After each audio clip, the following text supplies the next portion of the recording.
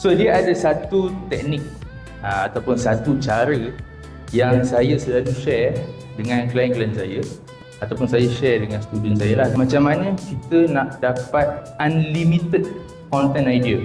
Masalah tim content ni adalah setiap kali nak buat content kena cari reference. Bukalah TikTok cari reference. Penuh campur dia tu scroll lagi, tahu-tahu satu hari dah habis main TikTok je. So untuk mengelakkan benda tu terjadi, dia ada satu teknik untuk ada unlimited content idea. First, tulis dulu 5 ni, buat table.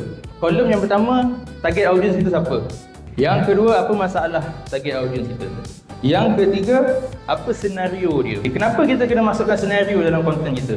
Sebab kita nak dalam konten kita ada elemen storytelling. Yang keempat, kena ada solution.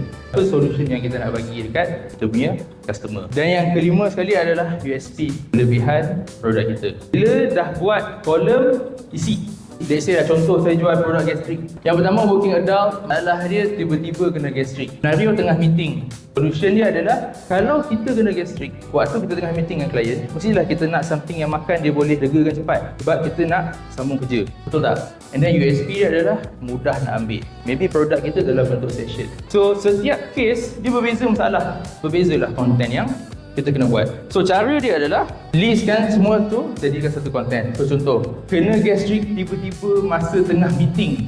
Nak tak satu produk yang senang untuk you makan untuk legakan cepat masalah gastrik you. Satu konten. Daripada satu line yang kita dah buat tadi. Macam mana daripada satu konten kita nak pecahkan jadi banyak konten? So jawapan dia adalah daripada satu konten kita buat 4 style. Style yang pertama kita buat UGC. Style yang kedua, the same content, buat voice over. Konten yang ketiga, you buat text on screen punya style of content. Dan yang keempat adalah gambar. So let's say lah kalau ni ada 3 kan, 3 dan 4 dapat 12. So saya dah bagi 12 konten dah hari ni. Kalau sehari you buat 3 konten, dah cover seminggu. Lepas tu, satu lagi cara yang you boleh buat adalah selain daripada you senaraikan banyak-banyak, you keluarkan satu persatu, you mix and match dia pun boleh.